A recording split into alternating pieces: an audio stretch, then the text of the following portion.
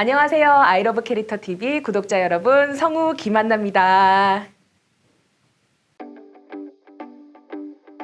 초등학생 때부터 성우가 꿈이었어요. 그래서 중학생 때부터 성우 동아리를 다니면서 이렇게 성우의 꿈을 쭉 키워왔습니다. 근데 그때 당시만 해도 저는 어렸을 때 개구리 왕눈이를 보면서 저희 고모랑 같이 보고 있었거든요. 그래서 고모한테 왜 개구리가 한국말을 해? 라고 물었던 기억이 있어요. 그래서 고모가 저렇게 말을 하는 건 성우들이 연기를 하는 거야 라고 알려줘가지고 그러면 성우가 되고 싶다라고 생각을 했던 것 같아요.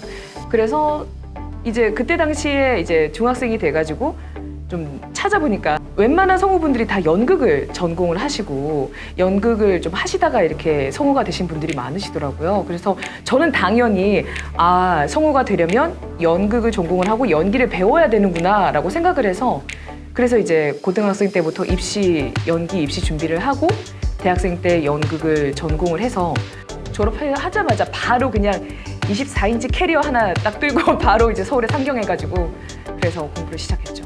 메커니즘이 살짝 다를 뿐이지 연기라는 그 맥락은 똑같다고 생각하거든요.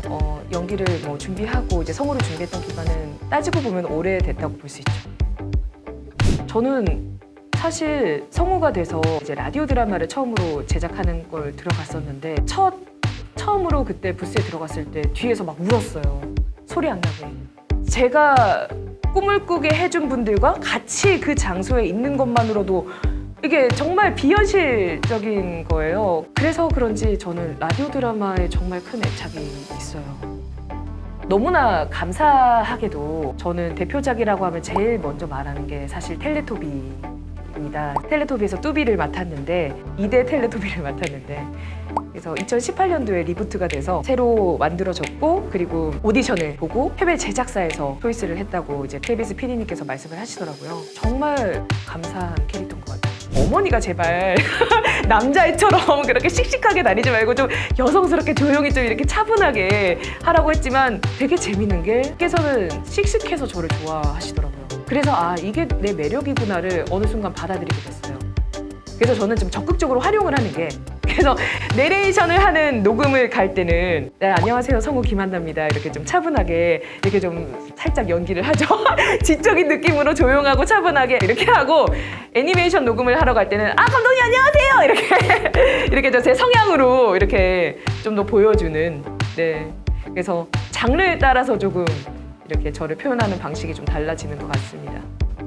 지금의 저는 중저음에 따뜻하고 카리스마 있고 이런 캐릭터도 좋아하고 그리고 이제 아이들처럼 순수하고 즐거운 그게 제일 제 성향이랑 맞지 않나 그래서 생각이 듭니다. 프리랜서가 되고 처음으로 애니메이션을 했었던 작업이 있어요. 그게 극장판 영화였는데 애니메이션이었는데 가파쿠와 여름방학을이라는 애니메이션이었어요. 그때 당시에 1인 12역, 13역?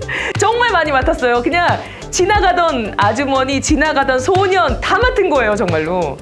그런데 이제 사람이 가진 소리는 보통 저음, 중음, 하이톤 이렇게 세 가지인데 여기서 이제 아주머니를 한 7명 맡은 것 같아요. 그래서 이 중년 아주머니를 어떻게 세 가지 목소리를 하나. 그래서 이제 성격을 다르게 했죠.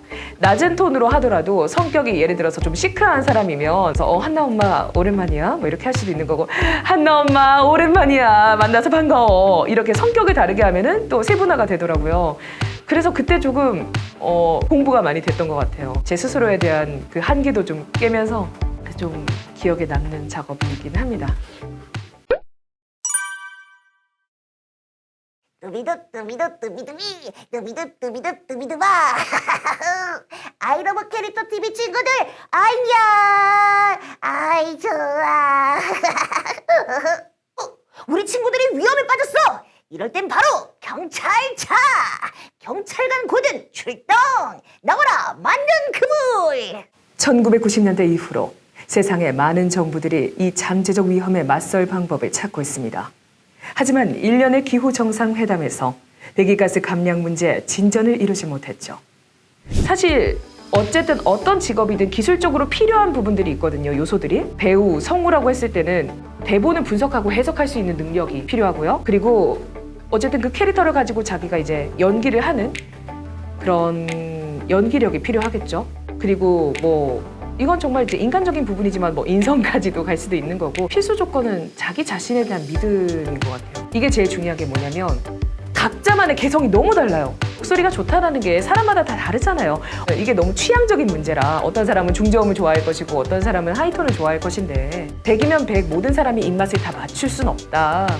그래서 어딜 가나 누가 물어보면 그래서 너 성우 공부하는데 어떤 소리가 제일 좋은 소리라고 생각해 하면 내 목소리, 내가 자신 있게 낼 수 있는 내 목소리. 누구나 가지고 있는 자기만의 매력과 개성을 자신 있게 드러내는 거기에 따른 자기 믿음이요. 그거는 성우가 돼서도 계속적으로 가지고 있어야 되는 것 같아요. 계속 흔들리거든요, 사람인지라. 내가 정말 잘하고 있는 게 맞나? 내가 이렇게 연기를 하는 게 맞나? 내 목소리가 정말 사랑받는 목소리인가? 그런 고민은 누구나 하는 것 같아요. 근데 그 믿음이 없으면 이 끝도 없는 수렁으로 파고 들어가는 거죠. 그래서 그게 제일 저는 중요하다고 생각합니다. 기술적인 것 이전에요. 지망생 때 제가 이제 KBS 성우니까 KBS를 이제 2번을 최종을 갔다가 한 번은 이제 최종에서 떨어지고 그 다음에 붙었어요. 그때 그 전에 최종에 갔을 때 너무 이제 이거를 어떻게 이 기회를 내가 할 수 있을까 싶어가지고 KBS에 가가지고 제가 어떤 걸 했냐면 특기를 시키지도 않았어요. 제가 손을 들고 저 특기 준비했는데 보여드려도 괜찮을까요? 네, 하시래요. 그래서 그분들 앞에서 이제 애기들 보는 애니메이션 성대모사를 엄청 한 거예요. 이제 뽀로로부터 도라에몽 해가지고 그래서 계속 그냥 했어요. 근데 신기한 게 그분들이 안에서 부스에서 박수를 치면서 너무 좋아하시는 거예요. 근데 속으로 됐다. 개그맨 시험도 아닌데 그분들이 너무 환하게 웃으시는 거예요. 이를 보이면서. 그래서 됐구나 이렇게 정말 확신을 가졌어요. 근데 거기에 막 탄력을 받아가지고 혼자서 진짜 신나가지고 별걸 다 했던 것 같아요.